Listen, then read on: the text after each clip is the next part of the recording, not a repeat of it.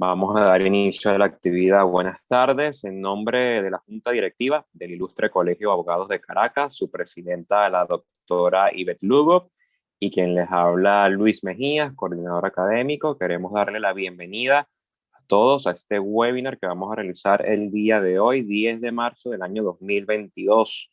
Estaremos abordando un tema: orden de aprehensión, medida de privación y habeas corpus, nueva realidad legal y jurisprudencial. Para ello contaremos con la ponencia del doctor Ángel Serpa. El doctor Ángel Serpa, destacado profesor universitario, jurista, magíster en la Universidad de Glasgow del Reino Unido. Nos estará haciendo una disertación sobre estos temas.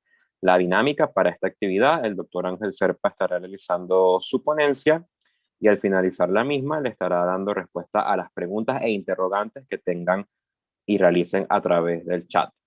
Entonces, sin más preámbulos, sean todos bienvenidos. Doctor Serpa, puede empezar.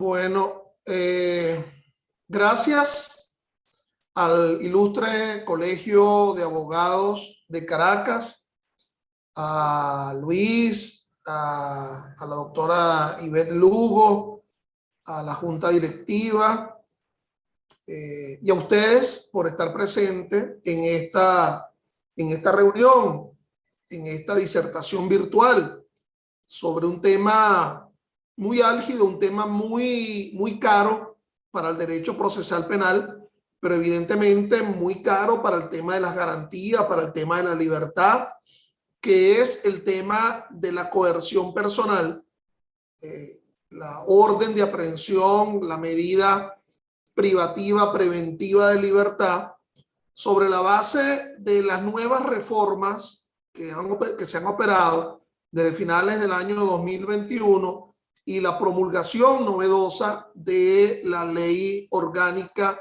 de Amparo a la Libertad y a la Seguridad Personal, aunado a la reforma del Código Orgánico Procesal Penal, ocurrido en el último tercio del año 2021, el año pasado, en la cual, como muchos de ustedes sabrán, hubo reformas puntuales frente al tema de la imputación, pero sobre todo en el tema de la coerción personal. Bien saben ustedes que esa reforma incluyó cambios en el artículo 237 del Código Orgánico Procesal Penal, aquel que alude al peligro de fuga, aunque se dejó tal como estaba el artículo 236, pero también hubo cambio en lo que atañe al llamado principio de proporcionalidad, que también involucra el tema de la libertad, conforme pues lo establece el artículo 300, se me fue ahorita la norma, del Código Orgánico Procesal Penal, pero es que en realidad no es el tema que nos convocaría, no era el tema, puesto que si estamos hablando del principio de proporcionalidad, estaríamos hablando del decaimiento de la coerción, y aquí me quiero concretar es al dictado inicial de dicha coerción del Código Orgánico Procesal Penal. Bueno, dicho esto, obviamente que ello forma parte de la llamada teoría del proceso, pero uno cuando aborda el tema de la teoría del proceso y se aboca el tema de lo cautelar dentro de una teoría del proceso, evidentemente tiene que identificarlo con la materia que estaría regulando ese proceso, puesto que obviamente no es lo mismo lo cautelar en un proceso civil, en la cual el tema de la coerción real es lo que está operando fundamentalmente: embargo, secuestro, prohibición de enajenar y gravar medidas innominadas, fundamentalmente vinculado a lo real, con la gran diferencia que en el proceso penal, aunque puedan existir medidas vinculadas a lo real, lo fundamental, lo crucial, son las medidas personales. Esas medidas personales que una buena parte de la doctrina denomina coerción, es decir, las medidas cautelares atinentes a la persona son denominadas coerción.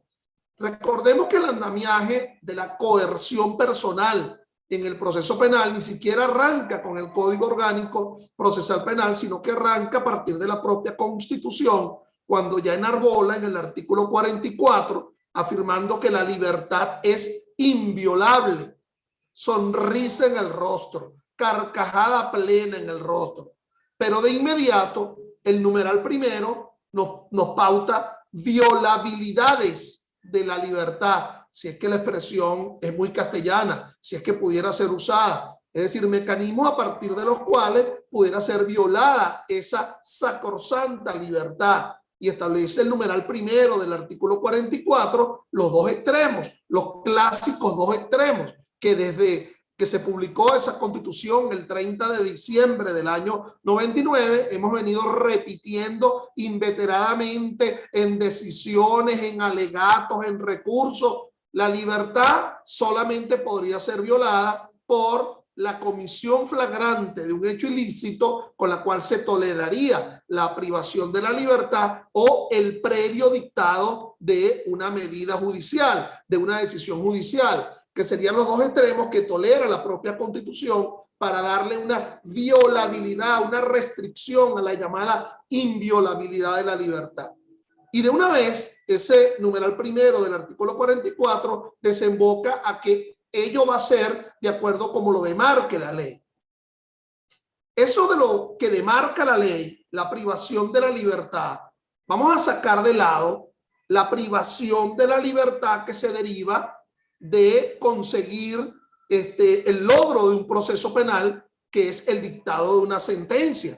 Es decir, cuando se interpone un proceso, cuando el Ministerio Público como titular de la acción penal interpone, incoa un proceso, acciona, es en la búsqueda de un derecho, es decir, el derecho a la sanción expresado a través de una sentencia condenatoria. Aquella sentencia condenatoria pues que se verifica en el artículo 349 del Código Orgánico Procesal Penal a la finalización de un proceso, cuando se da una certeza de culpabilidad o una sentencia condenatoria que conforme al artículo 375 del Código Orgánico puede surgir luego de una admisión de los hechos. Admisión de los hechos que le es tolerable al juez de control en plena fase intermedia, en la audiencia preliminar, o que vestibularmente pudiera dictar un juez de juicio al comienzo, antes de que comience el juicio oral y público, y que se dicta esa sentencia condenatoria con una sola prueba, que sería la confesión, a los fines de la imposición inmediata de la pena rebajada si se tratara de alguno de los delitos que están descritos en el artículo 375, pues no solamente se rebajará una tercera parte de la pena en concreto, que ya individualmente se ha vinculado a alguien conforme a las pautas del Código Penal o del cuerpo de ilicitud penal colateral que contenga ese delito, o si no es alguno de los delitos descritos en el artículo 375, una rebaja de la mitad de la pena. No es de ello de lo que vamos a tratar, evidentemente, puesto que la privación de la libertad de la que abordaríamos sería una privación de la libertad intraproceso, pero previo a una sentencia condenatoria, es decir, en el desarrollo de ese juicio.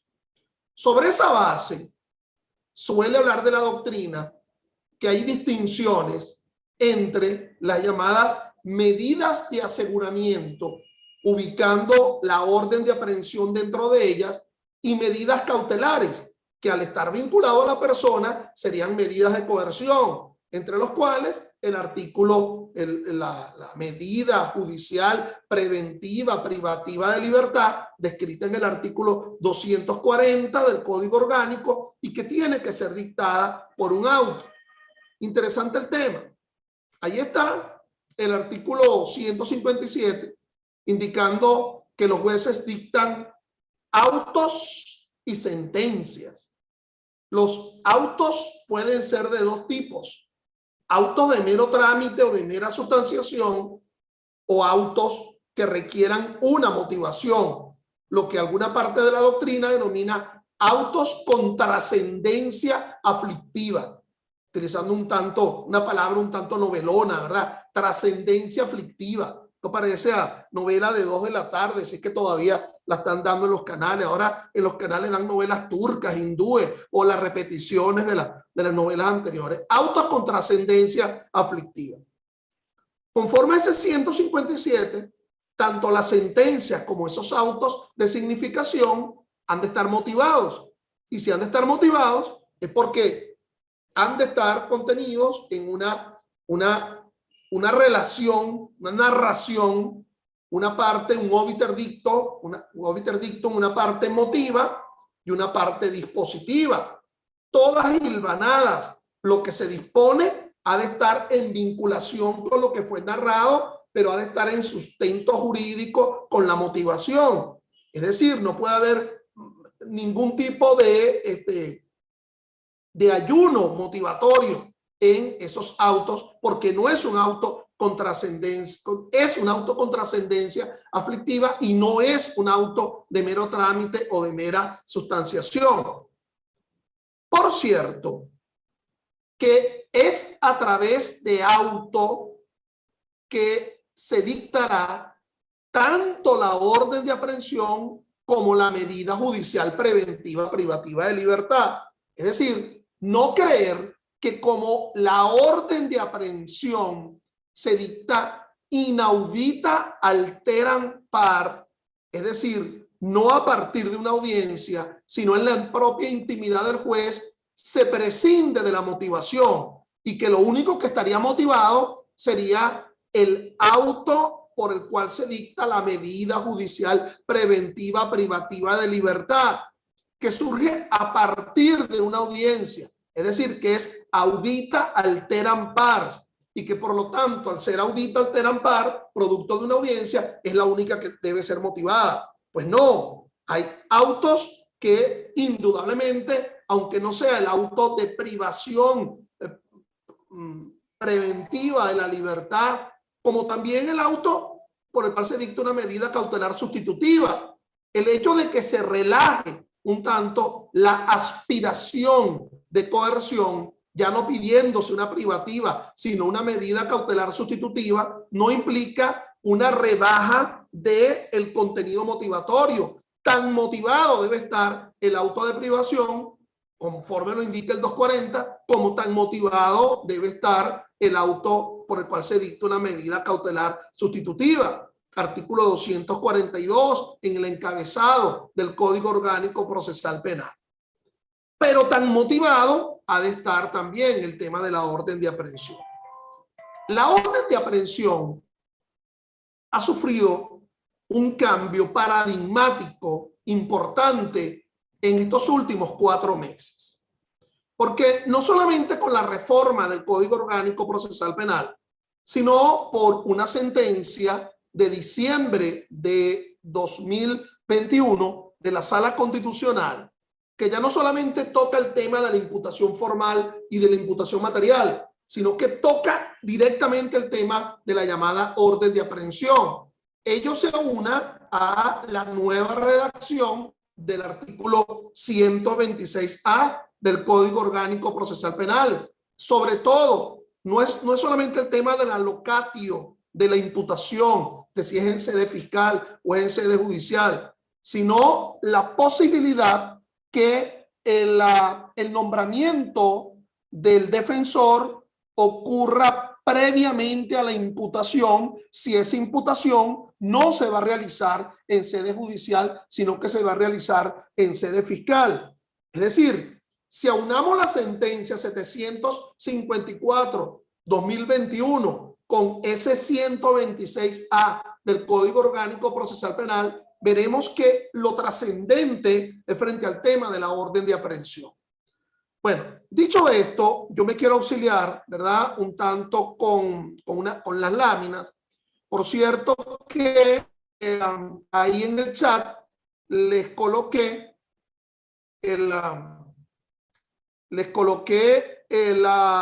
si lo ven allí, les coloqué el link de las láminas. Es decir, para que de alguna forma puedan ingresar a ellas, ¿verdad? Sin necesidad de estar esperando que esta disertación entiendo que todas las disertaciones el Ilustre Colegio de Abogados lo coloca en su página, y entonces, bueno, aquí voy a volver para los que están ingresando a destiempo. Bueno, aquí volví a colocar en el chat el link de las láminas para que allí tengan a bien todo lo que yo pretendo esbozar acá. Miren, mis estimados. Entonces, recuerden ustedes, el que no lo sepa además, que todas estas disertaciones mías sobre derecho penal, derecho procesal penal, derecho penal constitucional, lo pueden encontrar también en mi canal YouTube, Ángel Serpa Ponte, a cuales los invito que se suscriban. Y es un libro que ya, aunque es un libro de hace más de 10 años, es importante y que no dejo de recomendar. Un libro del maestro de maestros, el doctor Alberto Arteaga Sánchez. Este libro fue el libro de incorporación del maestro Arteaga Sánchez como académico en la Academia de Ciencias Políticas y Sociales, que se denomina La privación de libertad en el proceso penal venezolano. Es un libro bien interesante del doctor Arteaga, y que en nada se vuelve obsoleto aún con todas estas reformas del Código Orgánico Procesal Penal y todo este tratamiento jurisprudencial novedoso frente al tema de la libertad. Además, se incorpora en ese libro una serie de sentencias bien interesantes en materia de privación de libertad.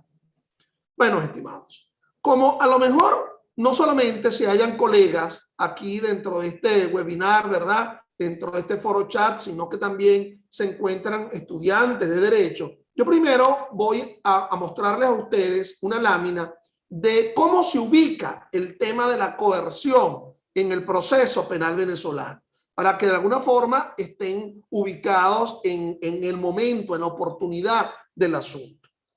Está vinculado a las llamadas formas de inicio del proceso penal. Aquí fundamentalmente me estoy refiriendo al procedimiento ordinario penal. Recuerden ustedes que ese sistema procesal penal, que es de carácter acusatorio, que está regulado por el Código Orgánico Procesal Penal, contempla un proceso penal, pero a la vez contempla diferentes tipos de procedimientos. El procedimiento ordinario, con sus buenas 4 o 5 fases procesales, la fase preparatoria, la fase intermedia, la fase de juicio, la fase de ejecución, y conforme a la redacción del 157, también podríamos hablar de una fase recursiva, esa alzada que tiene 2 niveles, pues la alzada, el primer nivel de alzada, que sería la Corte de Apelaciones, y ese segundo nivel, que sería la Sala de Casación Penal del Tribunal Supremo de Justicia. A diferencia de otros procedimientos, ¿ok? Otros procedimientos especiales que pueden estar allí en ese Código Orgánico Procesal Penal, en donde el tema de la coerción también va a tener su vinculación, pero que yo ahora me voy a concretar es al procedimiento ordinario. Estoy hablando, por ejemplo, del procedimiento por delitos menos graves, artículo 354 del Código Orgánico Procesal Penal, el llamado procedimiento abreviado, si se solicita la calificante de flagrancia del delito, conforme lo establecen los artículos 372 y siguientes de dicho Código Orgánico Procesal Penal, para no hablar aquí de los procedimientos especiales que surjan en leyes de ilicitud procesal colateral, como por ejemplo la ley, el Código Orgánico de Justicia Militar, la Ley Orgánica sobre el Derecho de la Mujer a una Vida Libre de Violencia, el Código Orgánico de Justicia Militar en lo que se refiere al procedimiento por delitos militares, la Ley Orgánica sobre el Derecho de la Mujer a una Vida Libre de Violencia en lo que se atañe al procedimiento por delitos de violencia, la Ley Orgánica de Protección de niño de niño, niña y adolescente en lo que se denomina el sistema penal de responsabilidad de adolescente, y hasta podríamos hablar de la propia Constitución en los artículos 12 y 6, numeral 2 y 3, en lo que atañe al enjuiciamiento de los altos funcionarios públicos, que realmente allí no se amputaría ninguna fase procesal, sino que todas las fases procesales, mientras siga siendo el procesado un alto funcionario público, ha de ser asumido por la Sala Plena del Tribunal Supremo, que también se reformó la ley orgánica del Tribunal Supremo de Justicia, y esto es importante porque no solamente por el tema de que se reducen los magistrados de 32 a 20, sino que ahora ese llamado criterio vinculante, ese precedente vinculante que surge de la Sala Constitucional, cuando conforme a la ley se trate de una modificación normativa, debe haber un relacionamiento y una forma nueva, pues un relacionarse, un referirlo, creo que es la norma, la palabra que utiliza entre el Tribunal Supremo en su Sala Constitucional con respecto a la Asamblea Nacional, que es la que crea las leyes. Entonces, eso es interesante, mis estimados, porque uno sería muchas preguntas que deberían ser resueltas por la jurisprudencia, como por ejemplo, ¿esto será efecto ex nunc o será efecto ex tunc? ¿Será hacia pasado o será hacia futuro? Pero sobre todo, la gran pregunta, ¿qué pasa en el mientras tanto? Es decir, esa Sala Constitucional dicta un precedente vinculante, ¿y qué pasa mientras no se relacione? Porque esa es la palabra que se utiliza, ¿verdad? La Asamblea Nacional, en la espera que la Asamblea Nacional, si ha sido tocada por la Sala Constitucional en un cambio, en una propuesta de referencia normativa, de inmediato va a publicar la nueva ley o va a enmendarle la plana a la Sala Constitucional. Es decir, la Asamblea Nacional dicta actos legislativos, dicta leyes, es decir, no dictaría decisiones que revoquen un criterio que asumió en control concentrado la Sala Constitucional. No deja de tener pocos problemas este asunto. Es decir, vamos a dejarlo ya no solamente como un problema de ley ferenta, sino un problema de criterio interpretativo por parte de la propia sala, del propio Tribunal Supremo de Justicia. Bueno, pero dejando de lado todos estos asuntos, entonces, obviamente, nos vamos a encontrar con que el procedimiento ordinario tendría tres formas de inicio, fundamentalmente. En primer lugar, la flagrancia, que está descrita en el artículo 234 del Código Orgánico Procesal Penal, y que también lo regulan la específica forma de flagrancia, la ley orgánica sobre el derecho a la mujer a una vida libre de violencia, la ley orgánica de protección de niños, niños y adolescentes, el Código Orgánico de Justicia Militar, etcétera, etcétera. Entonces, esa flagrancia, en la forma como está siendo regulada en el artículo 234, la doctrina, la cual yo comulgo con ella, hablaría de dos tipos de flagrancia. Una flagrancia propia, en donde hay una percepción de la comisión de un delito y una aprehensión de forma inmediata. Ese que es un sospechoso, a las 48 horas es llevado a la llamada audiencia de imputación. 48 horas que se dividen en 12 más 36. 12 a partir de la cual el que ha aprehendido con H en el medio lo pone a la orden de la fiscalía para que la fiscalía de flagrancia presente a ese sospechoso. Aquí no hay duda del lugar de la imputación, ¿ok? Aquí no hay duda. Es en sede judicial. Conforme lo establece la vinculación entre el artículo 234 y 236 del Código Orgánico Procesal Penal. 12 más 36. 12 para ponerlo a la orden de la fiscalía y 36 para que esa fiscalía presente al sospechoso en una audiencia de imputación en sede judicial ante el juez competente en razón del territorio.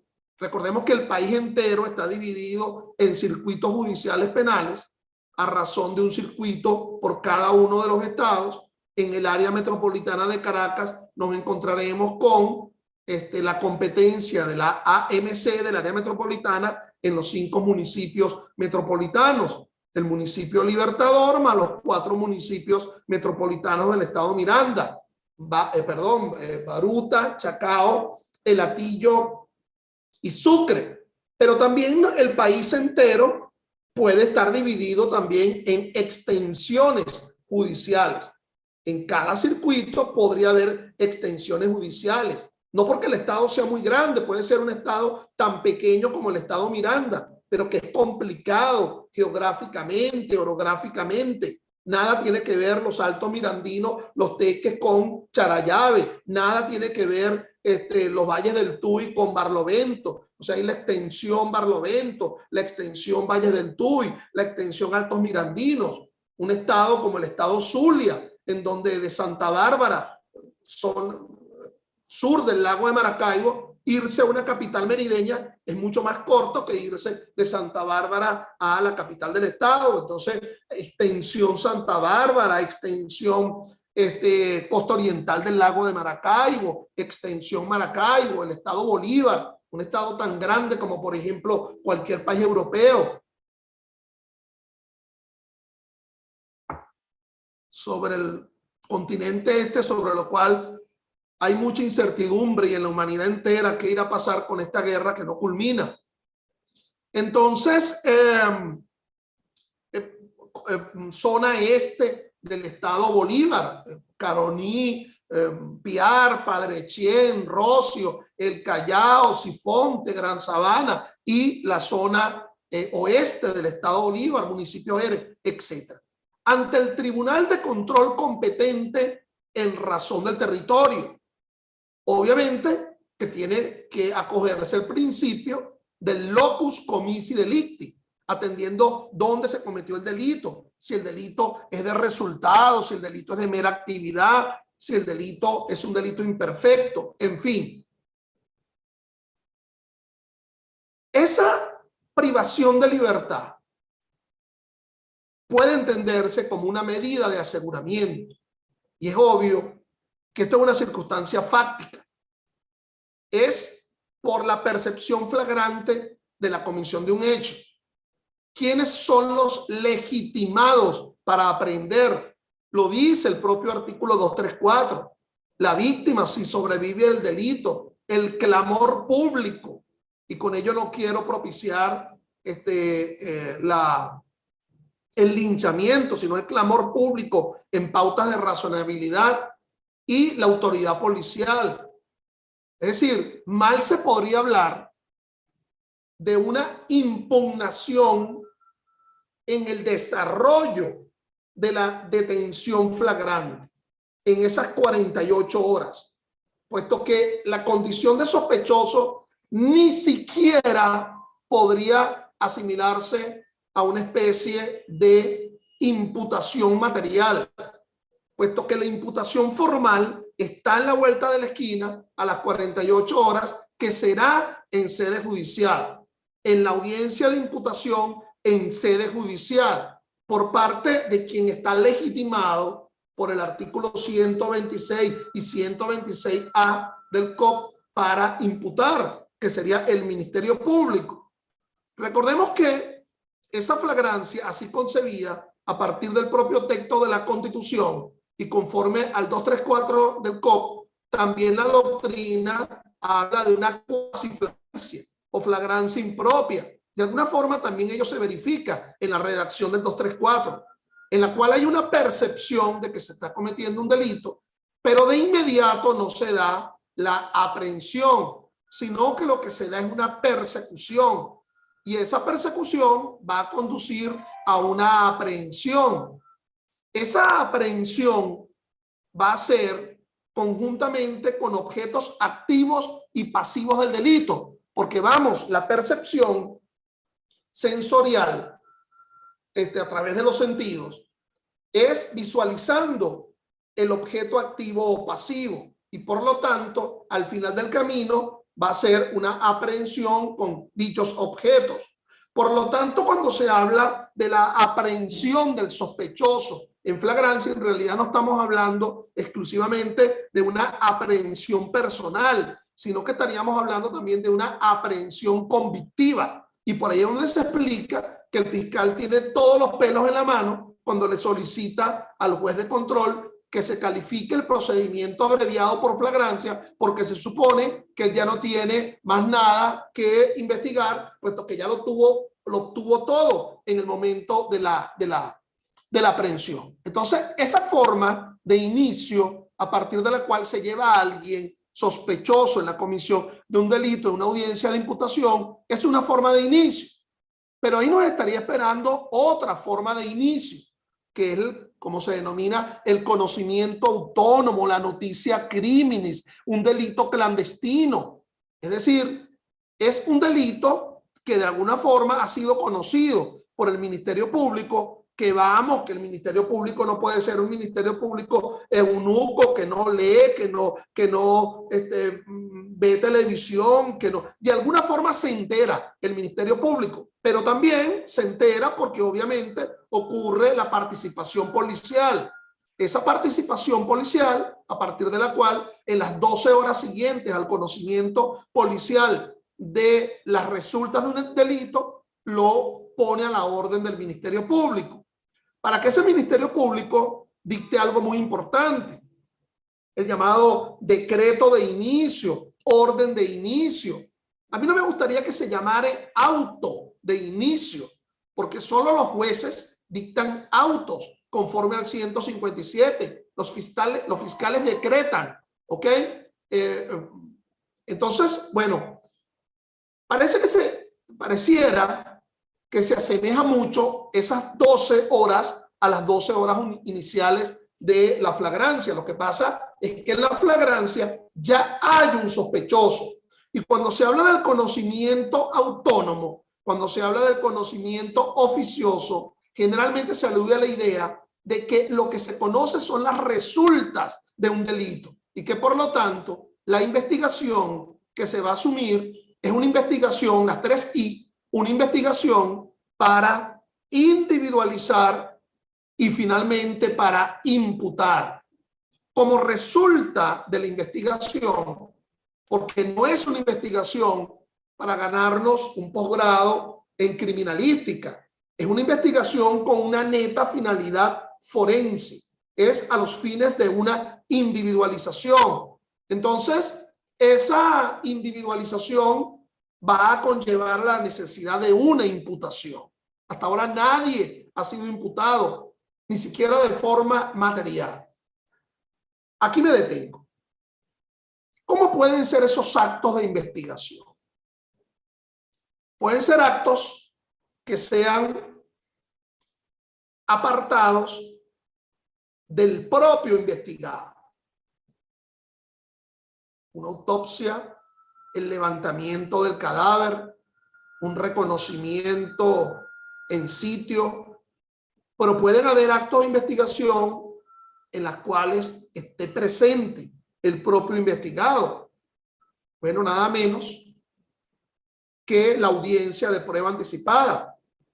Cualquiera pudiera creer que la audiencia de prueba anticipada es posterior a la imputación y no, la redacción del 289 del Código Orgánico te permite la posibilidad de que pueda ser previo a la imputación. Entonces, ostenta la condición de investigado, pero ahí mismo en la norma, aún siendo investigado, se le permite la posibilidad de la defensa. Entonces, el nombramiento de un defensor a los fines de la audiencia de imputación. ¿Dónde se nombraría ese defensor?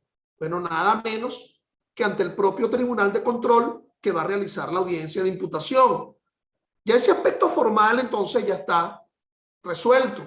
El nombramiento del defensor ante el propio Tribunal de Control en donde se realiza la audiencia de imputación. Pero fíjense que esta audiencia no es para imputar a nadie, es para recabar elementos de convicción. Debe existir a posterioridad la imputación formal. Pero que vamos a ver qué va a ocurrir en la audiencia de prueba anticipada. ¿Por qué se realiza? esa audiencia de prueba anticipada, no por razones inherentes al propio investigado o al imputable, sino por razones vinculadas al desvanecimiento de la capacidad demostrativa del sujeto de prueba. No, esa supuesta víctima no puede quedarse más en el país. Vino, la atracaron en el aeropuerto de Maiquetía y se va. Oye, la víctima, el testigo, tiene una enfermedad terminal, está desfalleciendo. Oye, al sitio que va a ser inspeccionado está a punto de ser demolido. Tiende a desvanecerse el sujeto de prueba y no puede asumir su capacidad de desahogo probatorio en el juicio oral y público. Es decir, la audiencia de prueba anticipada es no solamente un acto de prueba, sino un acto de investigación. Ahí podríamos tener otro, el allanamiento. Un allanamiento en la cual pudo haber una participación judicial. ¿Por qué? Bueno, porque no fue un allanamiento intempestivo, aquellas hipótesis de evitar que se cometa un delito o perseguir al quien ya ha sido imputado y que se guarece, sino que es un allanamiento solicitado judicialmente. ¿Es un acto de imputación? Bueno, si no se identifica a nadie, no puede ser un acto de imputación, ni formal, ni material. Lo que se busca con el allanamiento es el encuentro de elementos vinculados a la eventual comisión de un delito en la cual se tiene algún tipo de precisión en su resultado, pero es necesario allanar. Pero si el allanamiento es fructuoso, si al llegar a esa casa nos encontramos con los bienes receptados, aprovechamiento de cosas provenientes del delito, de la droga ocultada o de la persona que está muerta o lesionada, y allí nos encontramos en el propio sitio a quien lo hizo, a quien ocultó, a quien receptó o a quien lesionó o mató. Obviamente que aquí se transforma un allanamiento en una aprehensión flagrante, porque el delito está en pleno desarrollo. Es decir, ese ocultamiento de droga está en pleno desarrollo. Acaba de ocurrir la muerte o la lesión de alguien o no se conoció. Es una flagrancia que se mantiene. Y allí estaríamos hablando de una condición de flagrancia.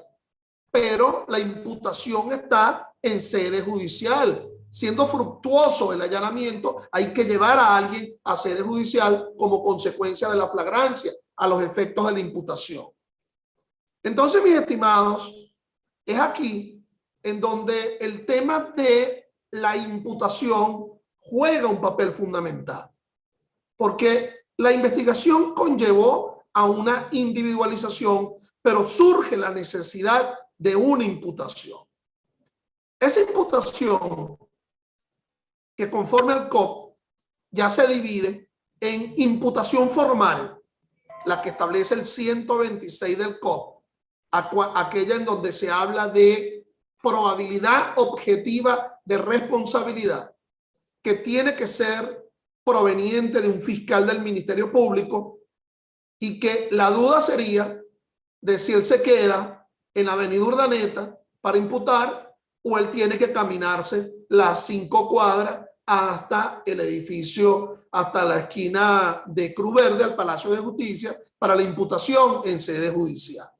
Es decir, si es en sede fiscal o si es en sede judicial. Y estoy hablando de Caracas, y de verdad me disculpan el mal ejemplo, los colegas y alumnos que están aquí o estudiantes que estén en el interior de la República o en el extranjero, que muchos deben estar. A lo mejor la mayoría de los que están acá están en la diáspora. La imputación material. Muchos ejemplos de imputación material. Pero como el tema ahorita no es la imputación, sino la coerción, vamos a dejar ello en stand-by. Esa imputación formal, bueno, o es en sede fiscal o es en sede judicial. Hubo una sentencia que nos acompañó hasta la última reforma del Código Orgánico Procesal Penal. La sentencia 537 del 12 de julio de 2017 de la Sala Constitucional. Ya nos habíamos acostumbrado a ella, 5 años, ¿ok? Hasta pareciera que estuvo realmente entre nosotros hasta septiembre de 2021. Allí la Sala Constitucional hizo una interpretación de tanto el artículo 126 del COP en su vinculación al artículo 132 y al artículo 305. Es decir, por favor, entiéndanme. Esa sentencia trata de dos aspectos. Hay uno que la hace todavía vigente. El aspecto sobre el cual se decidió allí en la Sala Constitucional cautelarmente, la 537 del año 17, era sobre si el fiscal solicitaba el sobreseimiento ante el juez de control y el juez de control no estaba de acuerdo con el mismo, y entonces remitía las actuaciones al fiscal superior para que el fiscal superior rectificara o ratificara la solicitud de sobreseimiento. Allí la Sala Constitucional decidió que si el juez de control no estaba de acuerdo con la solicitud de sobreseimiento, bueno, tenía que remitirle de nuevo las actuaciones al propio fiscal para que siguiera investigando, dependiendo de la causal por la cual el fiscal estaba solicitando el sobreseimiento. Recuerden que hay 4 o 5 causales establecidos en el artículo 300 del Código Orgánico Procesal Penal, por la cual un fiscal solicita el sobreseimiento. El hecho no ocurrió, sí ocurrió, pero no participó en él el imputado. El hecho ocurrió, participó el imputado, pero técnicamente el hecho no es un delito, porque o hay una circunstancia de atipicidad, o hay una causa de justificación, o hay una causa de exclusión de la culpabilidad, o existe una excusa absolutoria, o se dio la extinción de la acción penal, ¿ok?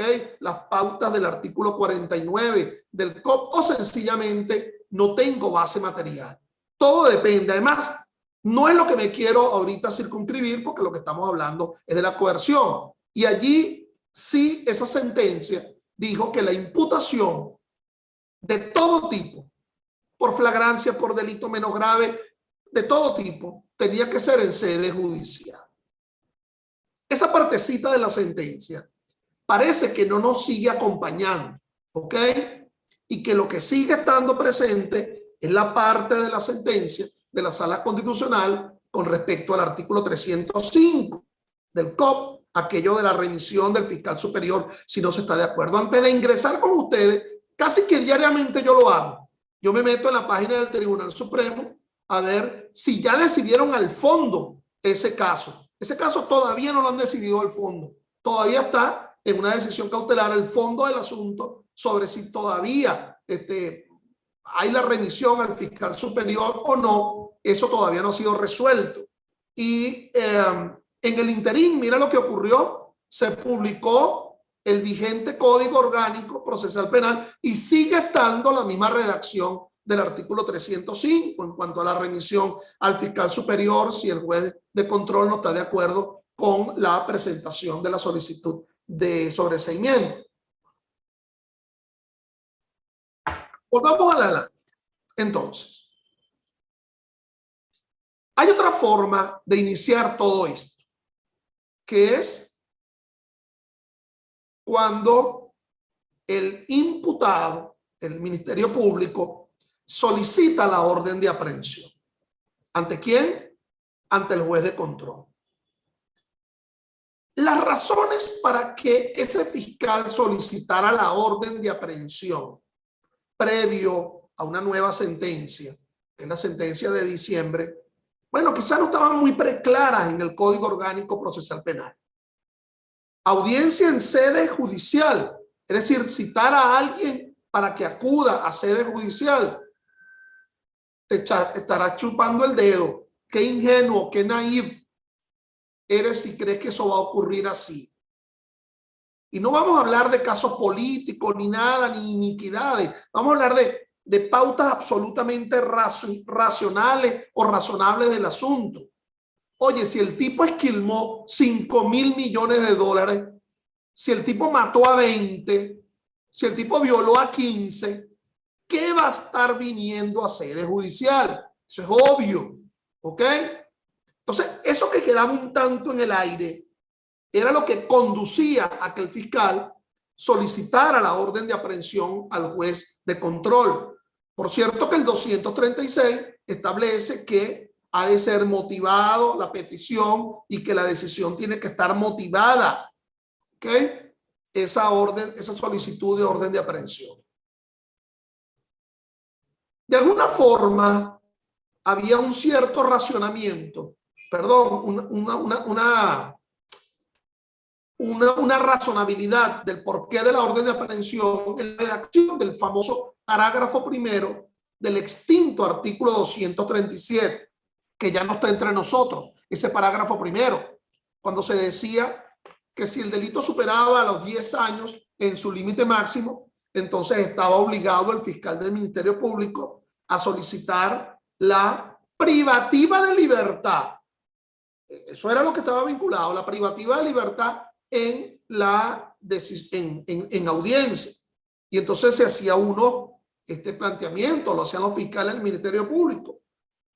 Si ya en audiencia estoy obligado a solicitar la privativa, si el delito supera los 10 años en su límite máximo, entonces previamente puedo solicitar la orden de aprehensión para que se transforme la orden de aprehensión en privativa, y a lo mejor esa transformación no se daba porque el juez consideraba ya en el fragor de la audiencia de imputación que no estaban dados los elementos, y a pesar de que se ingresó en la ejecución de una orden de aprehensión, se terminaba dictando una medida cautelar sustitutiva, y casos se han visto en donde no se dictaba la libertad plena, absoluta.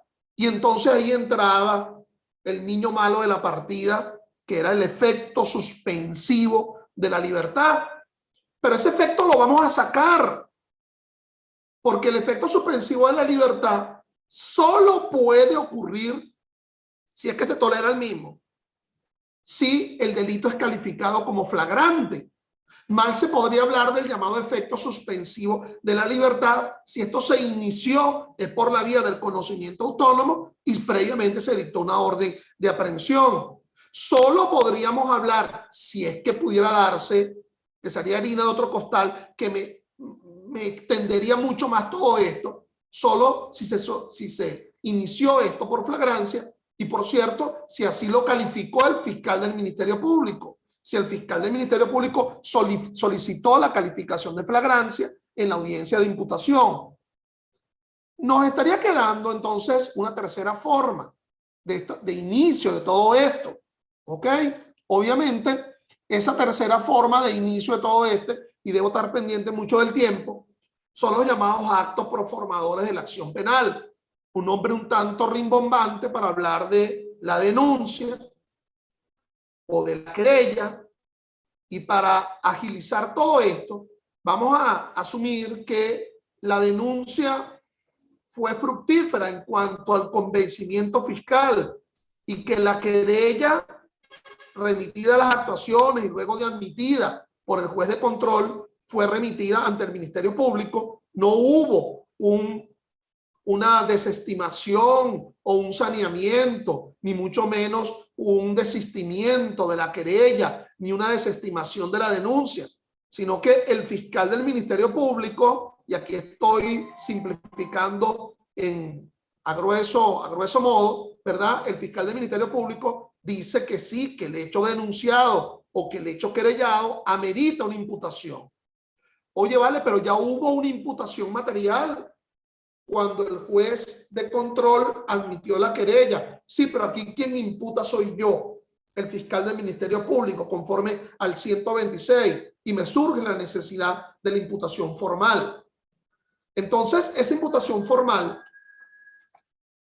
ciertamente, la duda hasta el año pasado era dónde se hacía. Bueno, se hacía, como lo dice la sentencia 537, en sede judicial, como de igual forma en sede judicial estaría la imputación de el delito menos grave, o en sede judicial la imputación de quienes se han encontrado en la comisión flagrante de un hecho ilícito. De nuevo nos pudiéramos encontrar en la misma disyuntiva. Si se conoció el delito por vía de denuncia, se conoció el delito por vía de querella. Es un delito de mucha significación. Mataron a 20, esquilmaron a 5.000 millones, violaron a 12, pero objetivamente está la pauta, o estaba la pauta del parágrafo primero del artículo 237, que el delito superara los 10 años en su límite máximo. Entonces ello obligaba a que la imputación tenía que ser como consecuencia de una orden de aprehensión. Ese fiscal podría solicitar la orden de aprehensión aún el conocimiento por vía de denuncia o de querella, y que en la ejecución de la orden de aprehensión se realizará la imputación en sede judicial. Por cierto, esa ejecución de la orden de aprehensión guarda las mismas 48 horas del encuentro flagrante de un hecho ilícito. A las 48 horas de ejecutada la orden de aprehensión, ¿cómo se ejecuta? Prendiendo al ordenado en aprehensión, esté llevado a la audiencia de imputación. Entonces, bueno, definitivamente esa era la forma en la cual se vislumbraba el tema de la privación de libertad, ¿verdad? Cómo se estructuraba. Vean la lámina, por favor. Esa sentencia 537 se fue del mapa, o por lo menos queda exclusivamente con respecto a el componente de lo que debe hacer el juez de control luego de solicitada la solicitud de, perdón la cacofonía, de solicitado el sobreseimiento, el 305. Y esa sentencia del 17 en realidad va a ser sustituida por esta sentencia relativamente novedosa, la 754 del 9 de diciembre de 2021. Todavía estaba medio pan caliente, de diciembre de 2021. Todavía hay gente que tiene hallacas en la nevera. A ver si se la comen rápido, porque ya estamos a marzo. Eso no dura, abril no dura. Esa sentencia dice que la imputación tiene que ser en audiencia en fiscalía, salvo que se trate de delito flagrante, ¿ok?, que ha sido presentado propia o cuasi flagrancia, salvo que se trate de delitos menos graves, aquellos que sean inferiores en su límite superior de pena a los 8 años, como lo describe el 354 del COP, porque hay algunos allí que no superan a los 8 años en su límite máximo, pero taxativamente son eyectados pues de la consideración de delito menos grave por el propio artículo 354. Y los delitos que sean por ejecución de orden de aprehensión. Repito, en sede judicial sería la imputación del delito flagrante, los delitos menos graves y en la ejecución de una orden de aprehensión. Pero la sentencia adiciona un nuevo elemento. A partir de ahora, previo a la solicitud de orden de aprehensión, debe haber una citación del que se quiere aprehender a sede fiscal. ¿Ok? Es decir, es un requisito, es un sustrato, es una condición sine qua non para que un juez dicte una orden de aprehensión, el verificar previamente que se ha citado a sede fiscal a el que eventualmente se solicite en orden de aprehensión. Esa sentencia 754 de diciembre de 2021 no hace ningún tipo de diferenciación con respecto al tipo de delito, al quantum eventual de la pena, al tipo de víctima, si es delito masa o no, si es delito político o no, si es delito de violencia de género o no, si es delito de aflicción de menores o no, si es delito militar o no. Es decir, previo a la solicitud de la orden de aprehensión, tendría que verificarse la citación a sede fiscal para la imputación en sede fiscal, salvo que se tratare de delito menos grave, que tiene que ser la imputación en sede judicial, salvo que se tratare de un delito previamente que ya se libró la orden de aprehensión previo a la sentencia, o un delito flagrante. Nótese que esto tiene muchos aspectos instrumentales. Si el problema de citación, aquí guardará un papel fundamental dos personajes olvidados en esta película, en esta fiesta, que nunca se nos ocurrió invitarlo, ¿verdad? Fiesta muchacho y no se invitó al carrito de perro caliente. Fiesta muchacho y no se invitó a los pintacaritas. Fiesta muchacho y no se inflaron los globos. ¿Cuáles son estos dos que nunca habíamos visto? Yo creo que esta gente guarda un papel fundamental, que serían los mensajeros de la fiscalía y el secretario de la fiscalía. Importantísimo, crucial. Porque si el tema a verificar es si la citación fue efectiva o no a los efectos de verificar la renuencia de abstraerse del proceso y acudir a sede fiscal para la imputación en sede fiscal, pues tendría que verificarse si efectivamente el mensajero de la fiscalía, no puedo hablar de alguaciles, creo que la estructura de la fiscalía mal se puede hablar de alguacil, porque el concepto de alguacil lo maneja el Código Orgánico Procesal Penal, la ley de la carrera judicial, la ley orgánica del Poder Judicial, como funcionarios de los tribunales. Pero obviamente ha de verificarse una citación o por lo menos solicitarle una certificación a la secretaria o el secretario de cada fiscalía. Juega un papel fundamental a partir de ahora. Yo no sé si en una nueva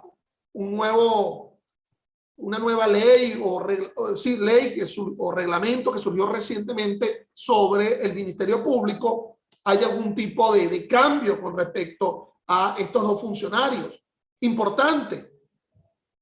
El secretario de la fiscalía estaría dando fe, sería un fedatario fiscal de la verificación de la citación. De no serlo así, pues tendría que ser el propio fiscal. Y el propio fiscal se expone a una serie de consecuencias si está dando fe que la citación no pudo ser efectiva, que siendo efectiva, la citación no compareció a sede fiscal. Esto es bien interesante.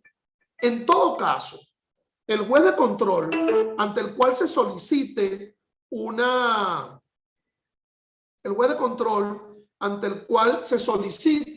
una orden de aprehensión, evidentemente tendría que requerir, dentro de los elementos en los cuales se sustentaría la solicitud de la orden de aprehensión, la verificación de si hubo la citación en sede fiscal para el eventualmente ordenado en aprehensión. Aquí también uno pudiera hablar de que los órganos policiales son los que estarían citando para la comparecencia a sede fiscal. De igual forma, ello no desdice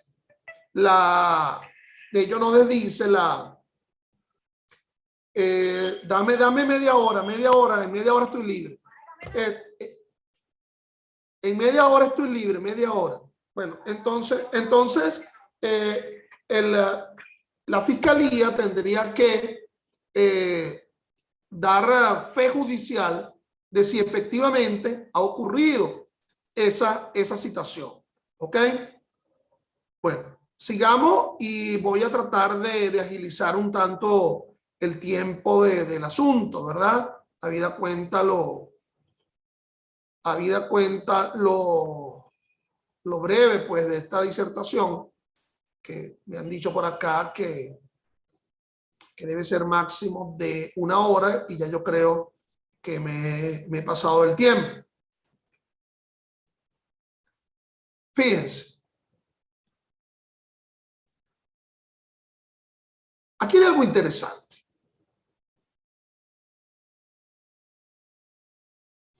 El 126 del COP establece: el acto de imputación formal es una facultad exclusiva del Ministerio Público en los delitos de acción pública.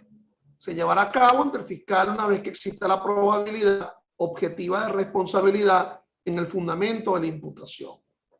En mi humilde criterio, esa probabilidad objetiva de responsabilidad alude a la idea que la imputación debe demostrar, al menos preliminarmente, la causación del delito, aspecto objetivo del delito, el aspecto subjetivo del delito, que sería la culpabilidad, al menos en sus variables eventuales, y la llamada atribuibilidad.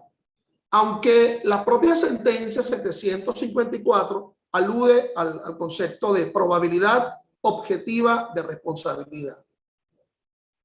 Pero fíjense lo que nos dice el 126.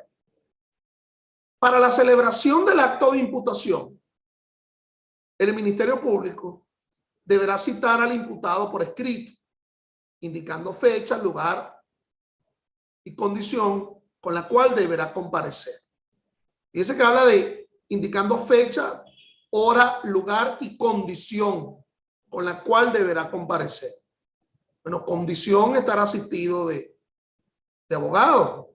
La defensa técnica, esa que se enarbola a partir del propio 49.1 de la Constitución.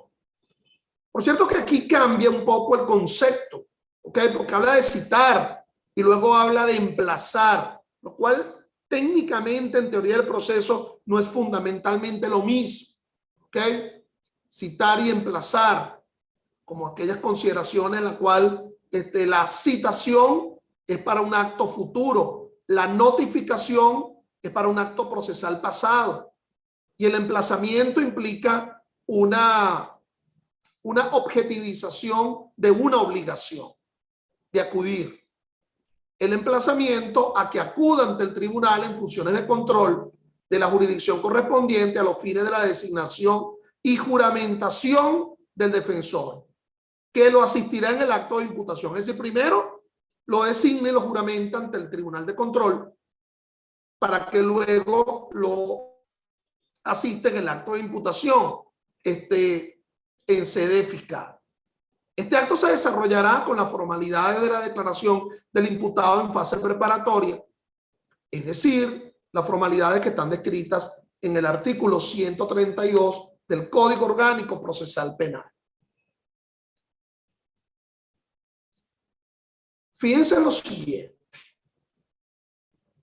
Si el orden de los factores es el siguiente: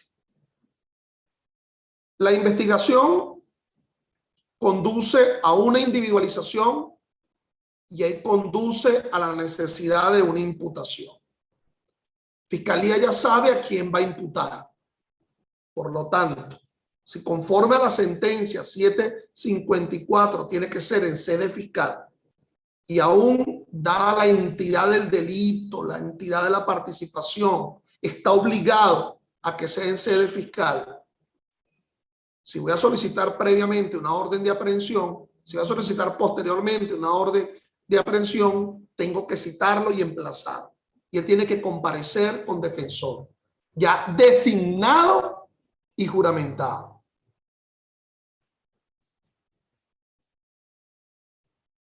Lo designó y lo juramentó, pero de comparecencia nada. En absoluto. No comparece. Fue designado y juramentado. Él acudió a sede judicial. No fue por una notaría. No fue desde el extranjero. No acudió y nombró a su defensor y lo juramentó. A donde no está acudiendo es a sede fiscal para la imputación. Ahí no es donde está acudiendo. Entonces, ante esa inasistencia a sede fiscal, le nacería el derecho al Ministerio Público a solicitar la orden de aprehensión. Certifica, secretaria o fiscal, no acudió, certifica citación policial, sí, se le notificó, pero no acudió. Fíjate que no se habla de hacerlo comparecer por fuerza policial, sino se habla de citación para que sea emplazado y para que acuda, no por el auxilio policial. No se habla tampoco, y mal se podría hablar, del mandamiento de conducción, porque si es para que declare, ello entonces invalidaría la declaración conforme lo establece el artículo 49.5 de la Constitución.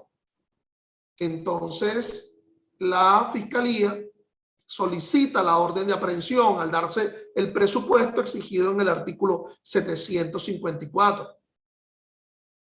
Y entonces responderíamos la gran pregunta: ¿puede ser apelada la orden de aprehensión? Antiguamente quizás teníamos el problema que para sustentar la legitimidad del abogado que apelaba se requería previamente el nombramiento. Y como ese nombramiento conducía a una detención, ahora no existe tal detención, sino que nombra al defensor para acudir a sede fiscal. Y ya nombrado el defensor, ya ese aspecto instrumental del asunto, de la designación, ya está resuelto. Entonces tendría legitimidad para poder apelar contra esa orden de aprehensión. ¿Bajo qué supuesto? Bueno, bajo el supuesto del gravamen irreparable. Artículo 439, numeral 5 del Código Orgánico Procesal Penal, sustentado además en el 439, numeral 4, siendo una medida de coerción. Entonces, la posibilidad ahora renace con esta sentencia 754 de la apelación. Por cierto, la interpretación que algunos dirían es la interpretación de que la interposición de la apelación no interrumpe la ejecutabilidad de la orden de aprehensión, aunado analógicamente a la interpretación que se da con respecto al 240, que sería frente a la privativa judicial de libertad. Pero por lo menos la posibilidad del efecto devolutivo estaría dado frente a la llamada orden de aprehensión.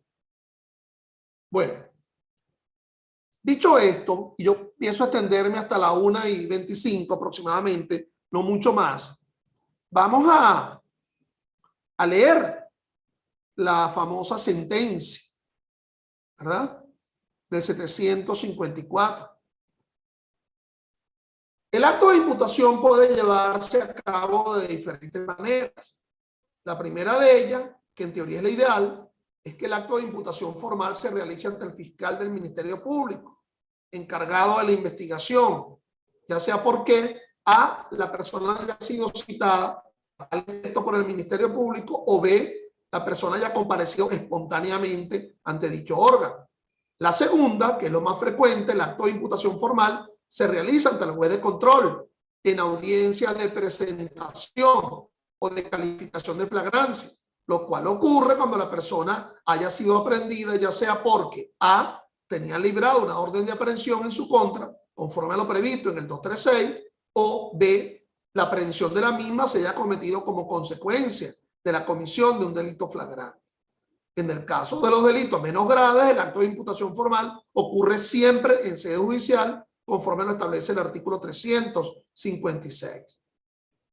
Entonces, dice el fallo, en aquellos casos donde el imputado no ha sido aprehendido porque ha acudido voluntariamente al llamado del Ministerio Público previa citación o lo ha hecho de manera espontánea, el acto de imputación formal, la medida de coerción personal a dictar, se deben ordenar con el aludido principio de afirmación de libertad.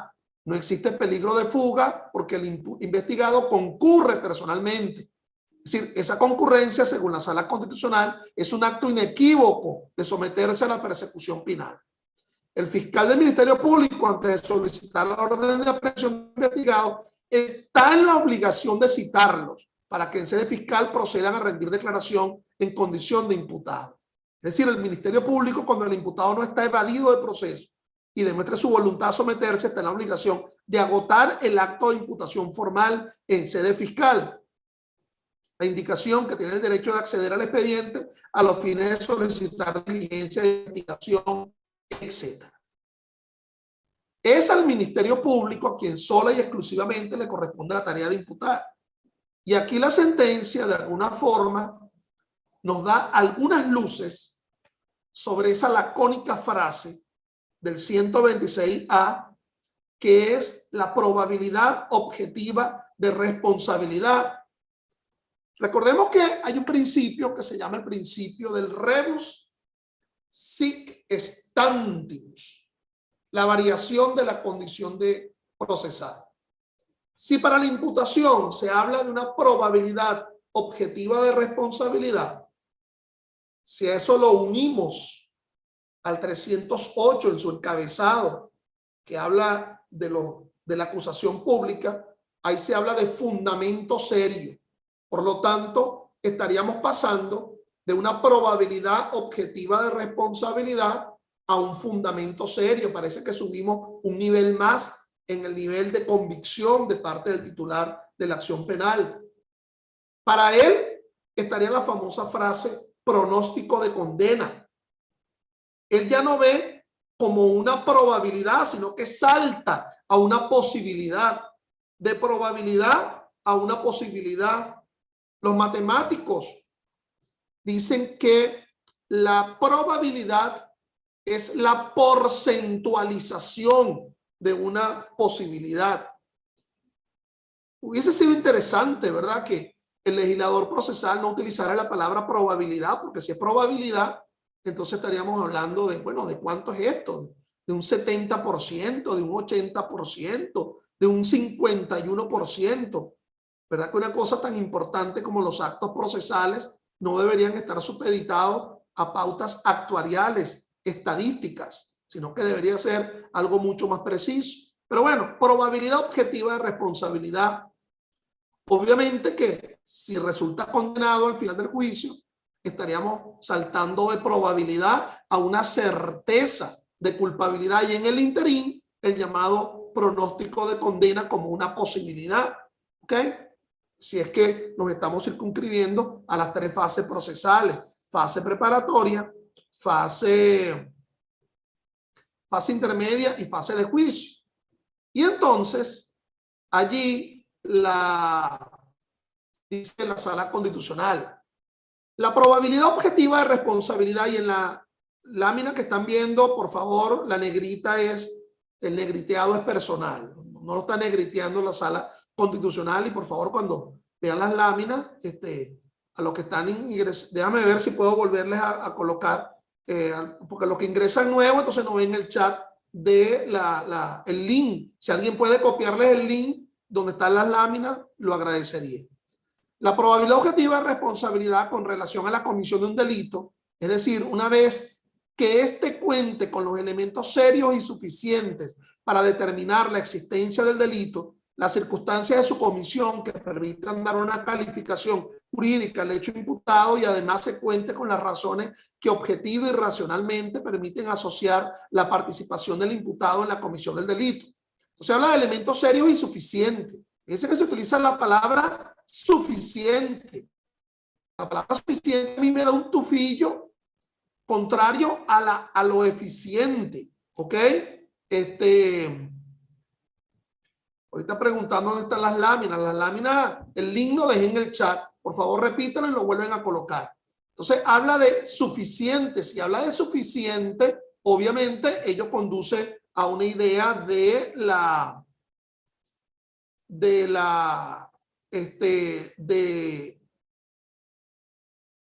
número, de cantidad. Es decir, que sea más de uno, que sea plural. Circunstancia de su comisión para dar una calificación jurídica al imputado. Si me vienes a hablar del homicidio calificado, ¿dónde está la calificante de dicho homicidio? ¿Ok? ¿O fue por una circunstancia de la comisión de uno de los delitos contra la propiedad?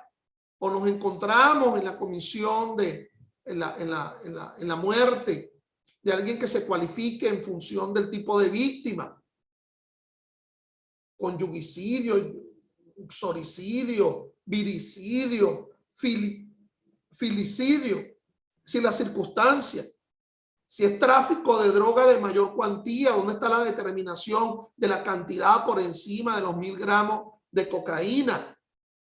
Si estamos hablando de abuso sexual con penetración, bueno, evidentemente dicha penetración, es decir, para calificar de alguna forma el delito. Habla de las circunstancias, habla de las razones que objetiva y racionalmente permiten asociar la participación del imputado en la comisión del delito. Es decir, lo que la doctrina habla de la atribuibilidad. ¿Por qué como autor y no como partícipe? Es decir, en dónde se esboza que está realizando el verbo rector del tipo y no lo que estás es ayudando de una forma no necesaria, o como cómplice, como determinador. Entonces todo ello, no por el hecho de que se ha dictado de que se ha realizado una imputación formal en una fase preparatoria, vaya a ser en detrimento de ese señalamiento. Es más, hay una sentencia posterior, muy reciente, ¿ok?, que es de febrero, de la que tienen ustedes, de la Sala de Casación Penal. Los órganos jurisdiccionales atribuyeron varios tipos penales a los ciudadanos aprehendidos. Sin embargo, ninguno de ellos en sus respectivas decisiones determinó su efectiva participación en los hechos delictivos. Esto es, las condiciones de su comisión y la individualización de sus autores o partícipes. Circunstancia a la cual se suma la actuación del fiscal, quien solicitó en la audiencia de presentación la medida judicial preventiva de privación de libertad para los detenidos y órdenes de aprehensión para otros ciudadanos sin referir las circunstancias de los hechos imputados ni los argumentos para estimar satisfechos los presupuestos que se refieren a los artículos 237 y 238, ambos del Código Orgánico Procesal Penal.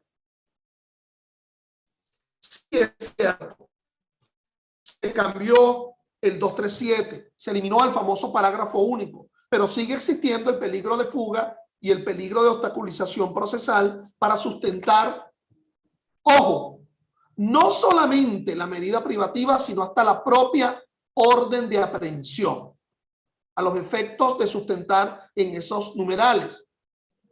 Numerales entre los cuales, a mi modo de ver, hay uno, el último, que tiene un fuerte tufillo de inconstitucionalidad. Si el proceso penal es un proceso por el hecho, ¿por qué vamos a tomar en cuenta el antecedente, el pasado del procesado? Si se origina una responsabilidad, es a partir del hecho y no a partir de un pasado, no a partir de una historia. ¿Hasta cuándo vamos a estar de alguna forma sustentando un derecho penal del hecho en base a un derecho penal de la supuesta condición personal de alguien? ¿Dónde queda la posibilidad de la rehabilitación? ¿Dónde queda la posibilidad de ir solventando aspectos en la vida? Entonces, obviamente, no podría, hay un fuerte tufillo de inconstitucionalidad en el ámbito del antecedente. Peligro de fuga, magnitud del daño causado, pena eventual, peligro de obstaculización procesal en concreto. ¿Qué ha sido lo que ha demostrado hasta ahora su nivel de obstaculizar el proceso? Es obvio que la no comparecencia, habiendo sido emplazado y citado a sede fiscal, conforme evidencia objetivamente la posibilidad de una obstaculización. Y sin embargo es una presunción juris tantum que admitiría una prueba en contraria. Seguimos con la decisión.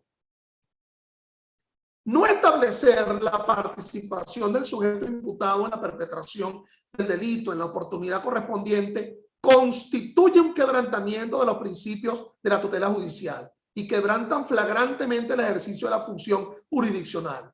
Se tiene como objetivo primordial del proceso penal resaltar el derecho de todo ciudadano a conocer que existe una investigación en su contra, así como los cargos específicos que existen. De allí la importancia que en la audiencia de imputación se identifique al imputado y se determine su participación en el hecho delictivo, situación esencial y necesaria para poder fundar una presunción incriminatoria y formalizar averiguación penal.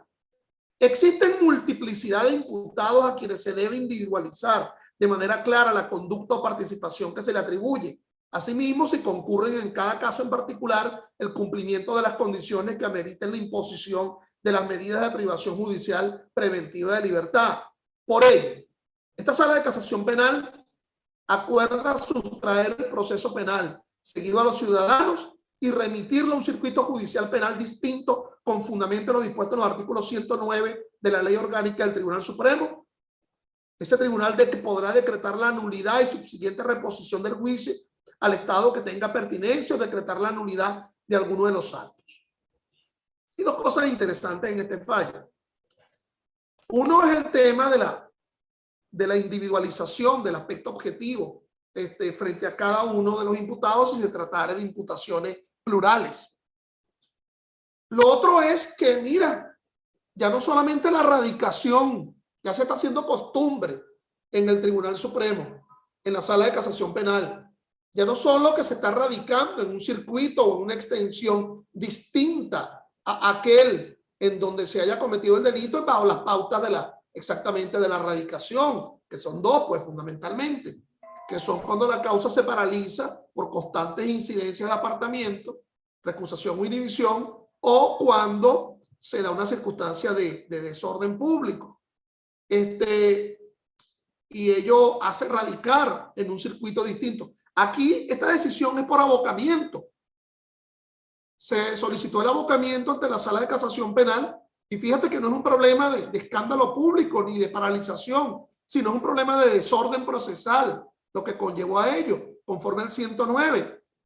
Y se está radicando en un circuito judicial penal distinto. Entonces, la radicación parece que se conlleva no solamente por la radicación per se, sino por el abocamiento. Y el otro tema interesante es por qué no me hace el trabajo completo. Sala de Casación Penal. Como consecuencia del abocamiento, ¿por qué ordenas que de nuevo otro tribunal se pronuncie? O una corte de apelaciones. ¿Por qué de una vez, si se trata de mantener la incolumidad de la Constitución y de las leyes, siendo el abocamiento algo especialísimo, no hace lo necesario, no anulas de una vez lo que tengas que anular y dictas la libertad de una forma evidente? Es claro que, por ejemplo, el sobreseimiento solo podría ser dictado por el Tribunal de Control, pero aquí no estamos hablando de sobreseimiento, sino de nulidad de actuaciones. ¿Por qué no se hace de una buena vez? Como tema último, porque no se me puede quedar, nos encontramos con el tema de la posibilidad del habeas corpus frente a una de estas medidas de coerción personal. Recordemos que se publica una ley orgánica de amparo a la libertad y la seguridad personal. En esa misma ley se estableció que se iban a crear tribunales especiales en materia de habeas corpus, es decir, el amparo en restablecimiento de la libertad y de la seguridad personal. Hasta ahora no se han creado. Por lo tanto, están las pautas del Código Orgánico Procesal Penal atinente a la competencia que tiene el Tribunal de Control de conocer el amparo en restablecimiento de la libertad y de la seguridad personal.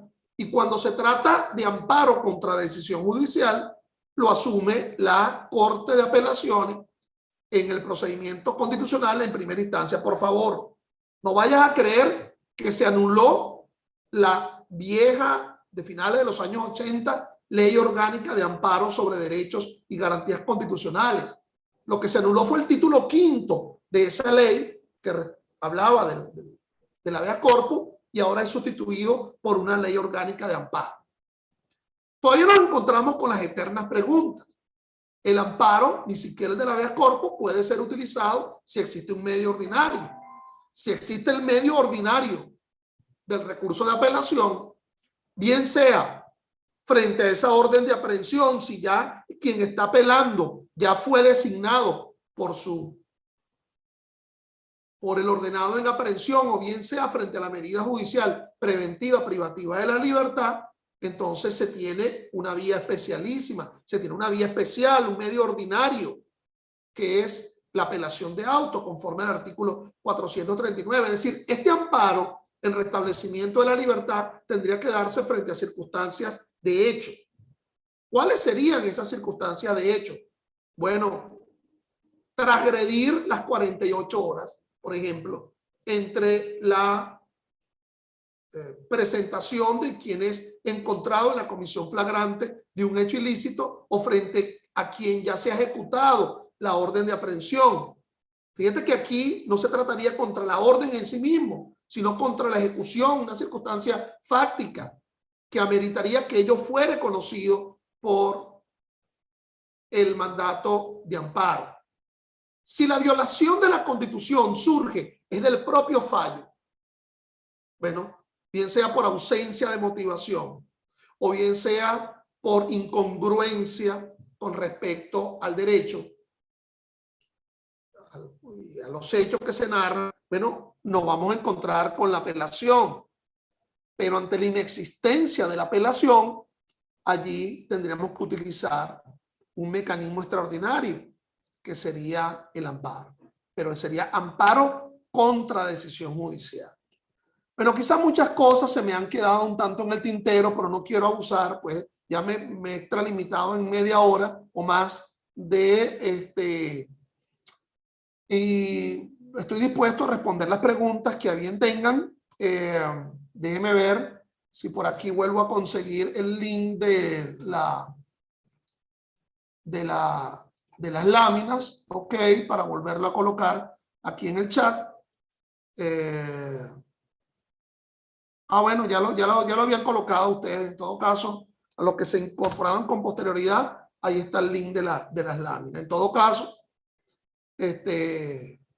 no sé si cuando el Colegio de Abogados ubique esta disertación en su página, pudiera también colocarle abajo el link de las láminas.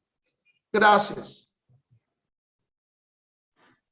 Bien, excelente, gracias, doctor Serpa. Efectivamente, por nuestros grupos de WhatsApp hemos colocado las diapositivas que envió doctor Serpa. Así que, bueno, todas las personas que deseen también tenerlas pueden escribir al número de WhatsApp, solamente por WhatsApp. Por esa vía les estaremos dando respuesta.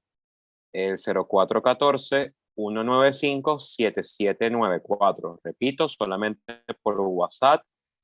El canal de comunicación, uno de los canales de comunicación oficiales del Ilustre Colegio de Abogados de Caracas, 195-7794. Igual ahora lo escribo por el chat. Vamos a empezar la ronda de preguntas, doctor Serpa, si usted mismo las lee para hacerlo más dinámico. Vamos a hacerlo más dinámico, entonces vamos a comenzar desde... Voy a evitar todas las felicitaciones y evidentemente a los que no les gustó eso no lo voy a leer. No, también. Buenas tardes, saludos. Montilla escribe por acá. Buenas tardes. Mejía, Mauri Ramos, Percy Astorga, gracias a todos. Jenny, Maricel Silver, Ivana Ricci, felicitaciones. Saludos, doctora. Francisco Aguirre, Odalis, Jessica Araujo, Dairi Davis, Lorena Sofía Salazar, Rita Rosales, buenas tardes. Judy Liendo, un saludo. Francisco Aguirre, José Carucci, Marco Amílcar Esteves, Yuraima Pérez, doctor excelente, Patricia Espinosa. Indicar nuevamente su canal. Sí, me está preguntando Daily Davis. Mi canal es canal YouTube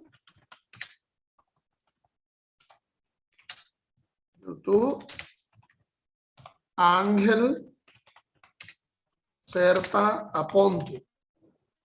Es el canal.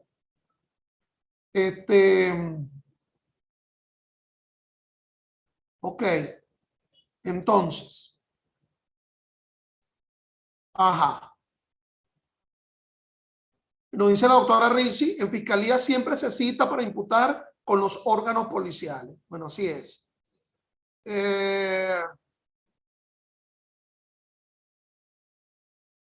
Ok. Doctor, pregunta la doctora Ricci. ¿Por qué usted considera que esa sentencia 745 no se puede argumentar contra una orden de aprehensión anterior a la fecha 9 de diciembre? Porque la sentencia 754 expresamente alude, la propia 754 alude que es en sede judicial la ejecución en sede judicial la presentación del que es ejecutado en orden de aprehensión. Por ello es que lo indico, pues, ¿ok? Pero en todo caso, es a los efectos del sitio en donde se iría a realizar el acto de imputación. El acto de imputación tendría que ser realizado en sede judicial si se trata de la ejecución de una orden de aprehensión dictada con anterioridad al fallo. Es obvio que con posterioridad al fallo no se podrá librar una orden de aprehensión sin que previamente se demuestre el emplazamiento a sede fiscal.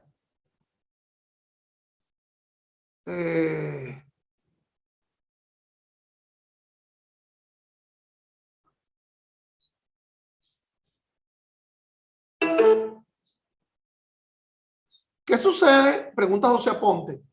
Si se exceden los lapsos de presentación del imputado. En mi humilde criterio, nos vamos a encontrar con la hipótesis de una libertad anulable, una pérdida de la libertad anulable, conforme lo establece el artículo 175, el nuevo 175 del Código Orgánico Procesal Penal, y allí susceptible de ser accionado por la vía de amparo a la libertad y a la seguridad personal.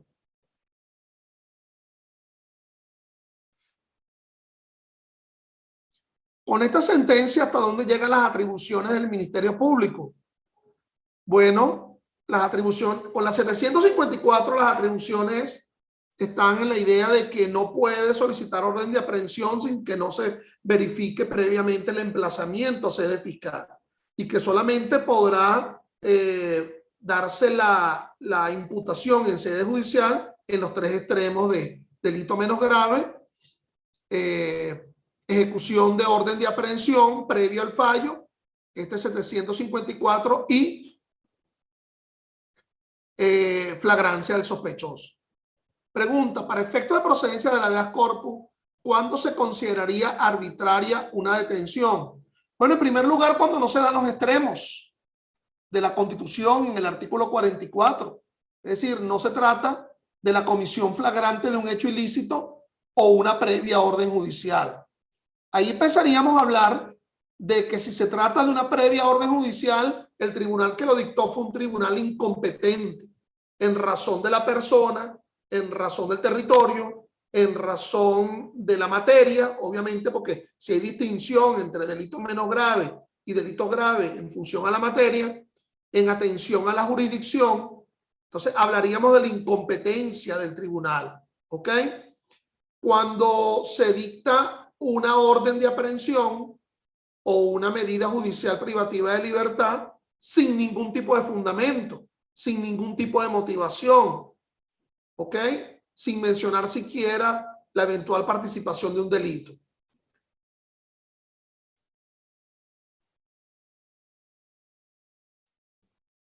José Torre pregunta, ¿qué pasa si pasadas las 48 y no se presenta el imputado y el tribunal no accede a recibir un recurso de amparo habeas corpus? Bueno, la ley orgánica de amparo sobre derechos, la ley orgánica de amparo a la libertad y la seguridad personal no asigna un solo tribunal, sino cualquier tribunal que sea competente del sitio. Inclusive me habla hasta de tribunales civiles. Yo creo que en cualquier ámbito de la localidad, bueno, puede haber localidades, imaginémonos el municipio del Callao, del estado Bolívar, donde hay un solo tribunal de municipios, imaginémonos municipios Sifonte del estado Bolívar, un solo tribunal de municipios, y el tribunal no hay despacho, bueno, tendrá que realizarse ante el tribunal más cercano. Si no hay despacho en el tribunal de Sifonte, bueno, me iré al Callao. Si no hay despacho en el tribunal de municipio de Betijoque, bueno, iré al tribunal de municipio más cercano. En los delitos menores procederá la imputación del Ministerio Público. Esa respuesta sí está mucho más sencilla porque el 356 pues establece que la imputación de los delitos, si te quieres referir a los delitos menos graves, tiene que ser en sede judicial, ante el Tribunal de Control de Instancia Municipal. En los circuitos y extensiones en donde no existan tribunales de control de instancia municipal, se seguirá realizando ante el Tribunal de Control Estadual, pero estadual, perdón, pero bajo el procedimiento por el delito menos grave. ¿Qué hacer si pasadas las 48 horas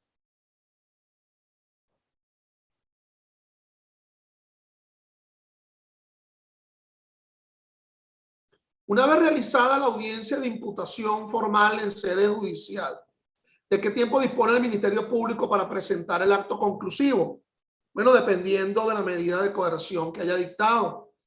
Si dictó una medida preventiva de libertad, a partir del día siguiente tiene 45 días continuos para presentar el acto conclusivo, tal cual lo establece el artículo 242. La sala del Tribunal Supremo ha establecido que la detención domiciliaria es una forma de privación de libertad, en lo que se cambia es la sede, o sea, a partir del día siguiente, en la cual se ha dictado una detención domiciliaria que no haya decaído aún. Si lo que se dictó es una medida cautelar sustitutiva, es decir, está en libertad, tendremos los extremos del artículo 295 para la presentación del acto conclusivo. Esos 6 meses de los que habla el 295, pero que puede ser prorrogado conforme lo establece el propio artículo 295.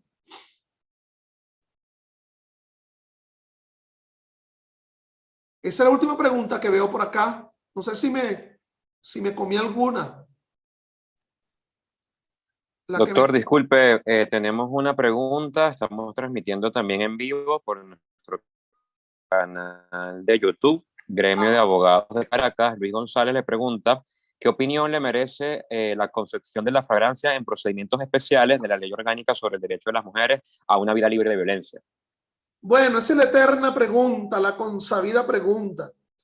Esa forma de concebir la flagrancia en la Ley Orgánica sobre el Derecho de la Mujer, a partir de la cual ella es violentada por el violentante y no se le aprende a él de forma directa, sino que se permite realizar actos de peritaje y que como consecuencia del resultado del peritaje, ya la resulta del peritaje derivan la conformidad con respecto al delito, y ya con ese resultado ello debe ser considerado flagrante. Pues flagrancia no es, pues técnicamente no es, y no es porque no existan mecanismos para lograr la privación de la libertad del violentante, pues tiene la modalidad de la orden de aprehensión, pero flagrancia técnicamente no puede ser porque ha habido una dilación entre la percepción o el sufrimiento del delito con respecto a la aprehensión.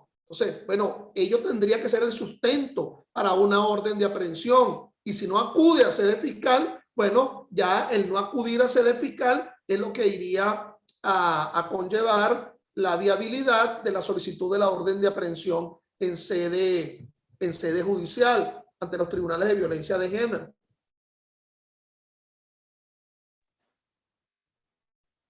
Ok, perfecto, doctor. Bueno, en vista de que ya no hay más preguntas, bueno, aquí llegan algunas. Zuleima Moreira, ¿qué hacer si el Ministerio Público no presenta su acto conclusivo en el tiempo debido? No presenta el acto conclusivo, bueno, decae la pretensión cautelar, mantener la privación, pero no decae, no hay una caducidad de la acción.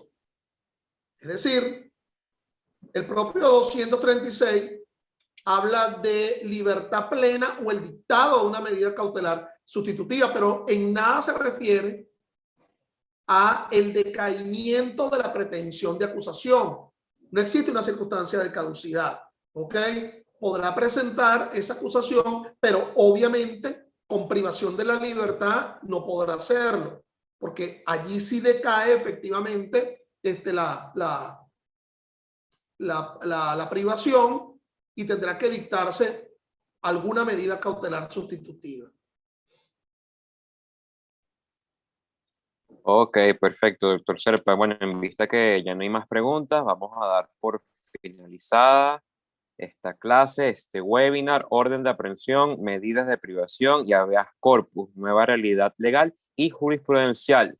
Contamos con la participación, doctor, de más de 160 personas que estuvieron conectadas en simultáneo por el canal de YouTube y aquí por la plataforma Zoom. Doctor Serpa, voy a aprovechar la oportunidad para de verdad felicitarlo y agradecerle.